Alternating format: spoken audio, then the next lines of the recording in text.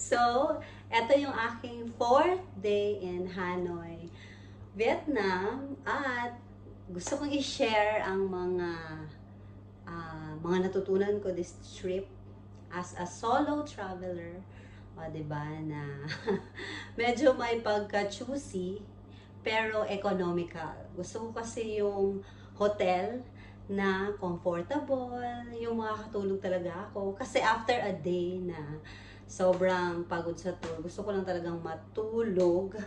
At bilang tita na, certified tita ang inyong friend, ay actually hindi ako masyado into puyatan.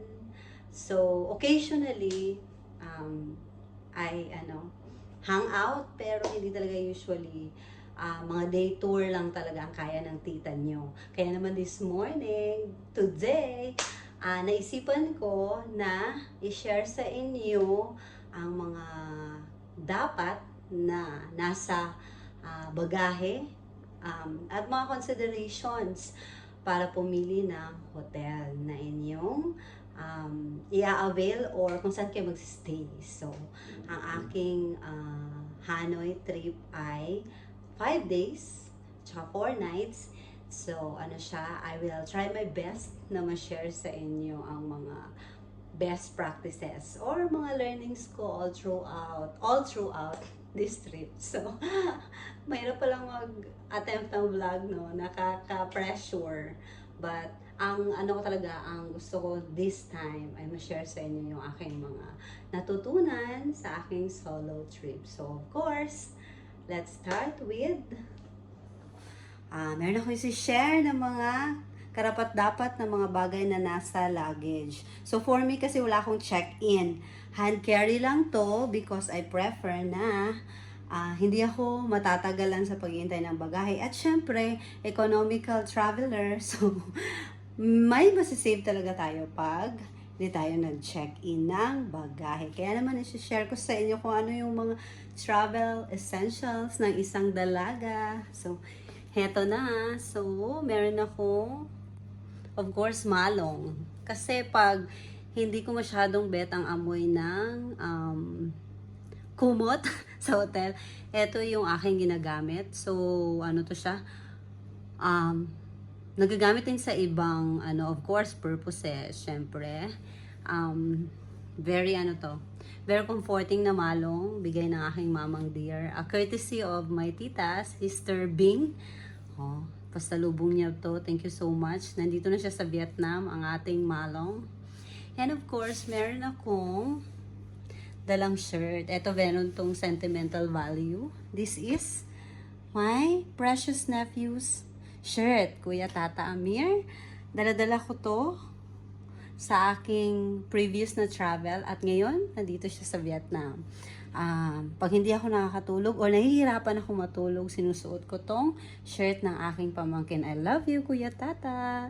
You're always kasama ka sa aking travels. And, of course, meron tayong pang workout. Ito talaga, multifunctional. Tama po.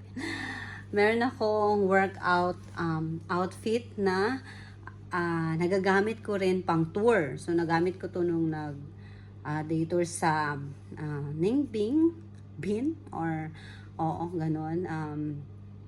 Meron akong nabili na partner nitong aking favorite kites sa Shopee. Ayan. O, diba? Thank you, Shopee, for my workout / day tour outfit. And, of course, in fairness pack na pack ang aking bagahe dahil meron din tayong dress na kapag OOTD din ako. And syempre nagdala ako ng this one, courtesy of my sister. Bigay niya na sleeper sa akin na pwede ring pang aura, o diba? And then dala ko din, of course, this one. Nagdala ko ng 3 set ng medyas. Kasi mahilig akong mag-sneakers or sapatos pag nag-tour or nagda-travel kasi comfortable siya. Ayun. And meron pala akong mini backpack essentials. So, eto siya, syempre. Eto, para kung sakaling mainit yung panahon, syempre dapat meron tayong standby. Kasi hindi naman natural na. Ito naman ang laman ng aking mini backpack. Thank you to my pamangkin Zarina for this backpack. Gift niya to sa akin. So, syempre meron tayong sunglass. Kasi kailangan pag nagtutour or masyadong mainit ang panahon, masakit siya sa eyes. And then, meron din akong cup na dala. Okay. Favorite ko din to na cup. May sentimental value to. Hinihiram to ng aking pamangkin. Na si Kuya Tata. And then, meron ako, of course, meron ako by Jessic Jan, vitamins. Vitamins, o diba? And face mask. So, kailangan yan. And, ma-share ko lang mga girls, meron akong favorite na Andy na favorite ko din siya pag nag-workout. At heto ha, meron akong personal na takeaway for this. Madali siyang matuyo. So, kung kailangan natin maglaban ng ating, alam nyo na, Andy when traveling. So, this one, I recommend this kasi madali siyang spandex siya. Made of spandex na material. So, meron siyang extra power ba, no?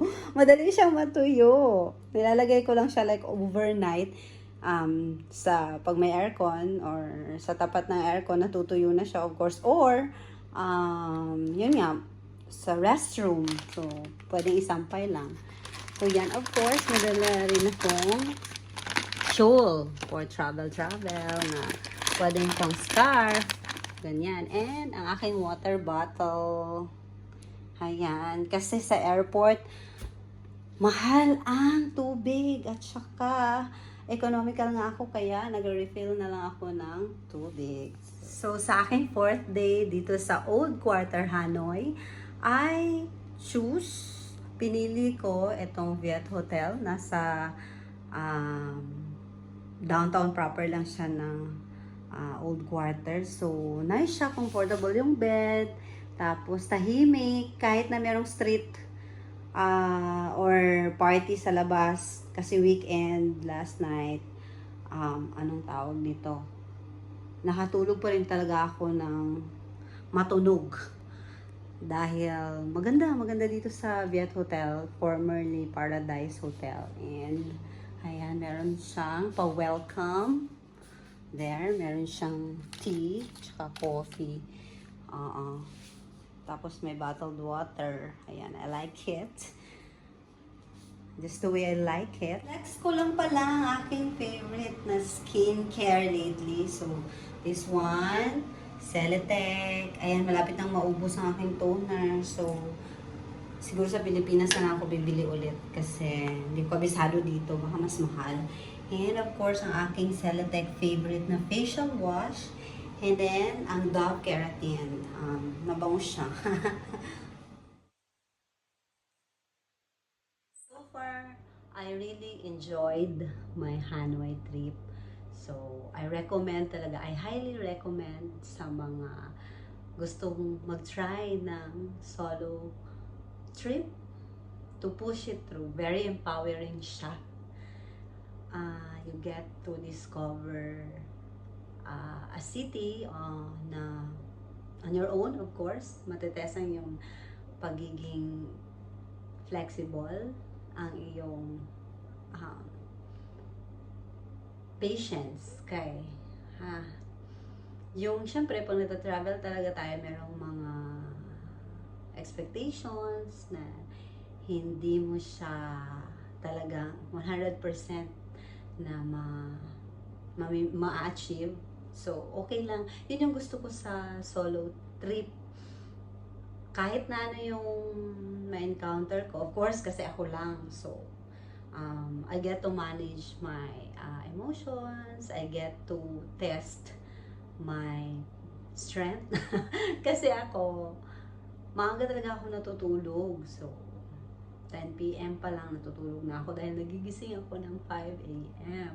And thankfully, this trip na naitawid ko siya na 2 nights ako walang masyadong maayos na tulog dahil namamahay ako. And, yun nga, hindi ko kayang makishare ng room sa hindi ko, syempre, hindi ko family member, hindi ako comfortable with. Marami kasi ditong hostels or yung mga travelers in na pwede kang makishare. So, mas mura siya, pero yun nga lang, kung medyo ano ka, sensitive, or sa ingay, katulad ko, ewan ko ba, naririnig ko lahat ng ganap. So, yun, di ako comfortable. So, ang gusto ko kasi talaga, ang goal ko sa aking solo trip, to reward myself sa hard work. Hard working. Ay, syempre, di ba, we need to push talaga yung self-care, self-love. Yun nga lang, may kwento lang ako na sa immigration, sa NAIA. So, tinanong ako ng immigration officer. Ang sabi niya, bakit daw ako mag-isa sa aking trip? Nung una, seryoso siya. Yung face niya talagang, talagang parang kakabahan ka kung talagang first time mo mag-travel, no? Pero, ang sagot ko lang is, Sir, favorite ko po kasing kabanding ang sarili ko. Talaga ba? Ganun yung pagkakasabi niya. And then, nagtanong siya, saan ako nagtatrabaho, ilang days, ganun. I-expect ko pa nga nahihingi siya ng, ng certificate of employment kasi meron naman akong ready na document. Pero okay daw, hindi na hiningi. Tapos sa next question niya, single ba daw or married ako? So, with very, face, yung standard face ko, may pagka-serious. Pero proud ako ha, sabi ko, single sir. Sabi niya, kaya ka pala mag-isa kasi wala kang asawa. Sa mga nakakakilala sa akin, kung sumagot kasi ako minsan out of nowhere. Talaga. Nakapag-comment ako sa immigration officer na, talaga ba sir? Pinagdiinan mo pa. So, ganun yung pagkasabi ko. Natawa siya. So, di ba nga haba ng pila? Kala ko magiging serious look siya. Tapos tumawa siya. And then, okay, have a safe trip. Di ba? Taray ni Sir Immigration, ha? Sir. Parang gusto niya pang mag-follow up question. Pero, anyway, so I'm very happy sa aking Hanoi trip. And dapat talagang i-consider ninyo yung hindi super tight na schedule. Yung, for me ha, as a solo traveler, ayoko yung masyadong naka-planned na itinerary. Kasi there are days, there are moments na, syempre, pagod ka, ayaw mong gawin ito. But, I'm so happy na sa first day ko sa Hanoi, nakapunta na ako. Discover ko nag-ikot lang ako sa old quarter, nagtanong-tanong lang ako sa way to the train street, and nahanap ko siya. So, first day ko pa lang sa Hanoi noon, nakita ko na ang very sought after na train. Na pagdaan niya, nagpapalakbakan yung mga tourists. So, sa second day, nag-Ninh Binh tour ako kasi supposedly maghahalong bay, pero hindi daw maganda yung panahon. So, ang advice ng tour guide, kumbaga, i-consider na lang yung ibang detour trip na pwede. So, I grabbed it kasi wala naman akong gagawin that day for the second day. So, na-enjoy ko naman siya, yung boat trip. So, meron din tayong mga nakilalang mga solo travelers there. Kaso lang, wala masyadong babaeng solo traveler, mga guys yun. And friendly sila. At ako lang pala yung nung isang araw, ako lang talaga yung from the Philippines. Pagtanong talaga, Philippines.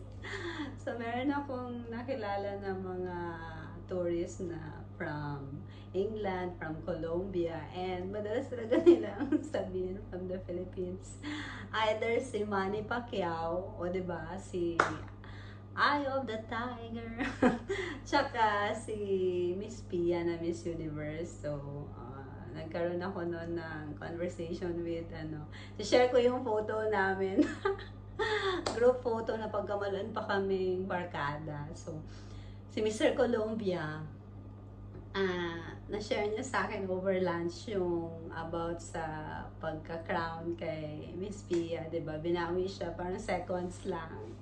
And then, yung isa naman, kasabay ko sa boat trip kasi kami yung mga solo travelers, so by the batch of 2, 3, so ako lang yung babae. Si Mr. England, sabi niya pa na natawa ako kasi parang kasi napakatahimik sa almost 2 hours yung boat trip, no? So, napakatahimik sa boat. So, meron naman sila, merong small talks. So, sabi ko, hindi ko naman kilala to, hihiritan ko, ang boring. Sabi ko pa na, England, so sir, you're from England. So, are you related to Prince Harry? So, naka-cap siya, tinanggal niya yung cap niya. Oh, in fairness, may humor siya. Sabi niya pa na, I think so, ginano niya yung cap niya, I think so. So, in fairness, it's a fun boat trip. And masaya pala yung ganun, go with the flow lang. At, kailangan, let's, be friendly, pero merong boundaries. Siyempre, di ba? Alam nyo na yon, especially sa mga dalaga. Huwag masyadong mag-share ng personal info. Dahil syempre, kahit na mukha silang mabait, tsaka may face value, pero mag-isa tayo. So, low-key lang ang ating pagkakilig. At siguro, kung merong pagkakataon sa other, na lang, hindi tayo mag-isa, doon tayo kwento, pagkilala na talaga natin. So, bilang tita, marami na akong mga natutunan in life, pero next time na lang yun. Kasi first attempt ko pa lang talaga itong mag-vlog. At sana makatulong sa ibang mga gustong mag-try na mag-solo trip to go for it. Marami ka madidiscover sa places na pupuntahan mo. And of course, madiscover mo rin kung gaano ka strong, independent, ganun. So, thank you guys.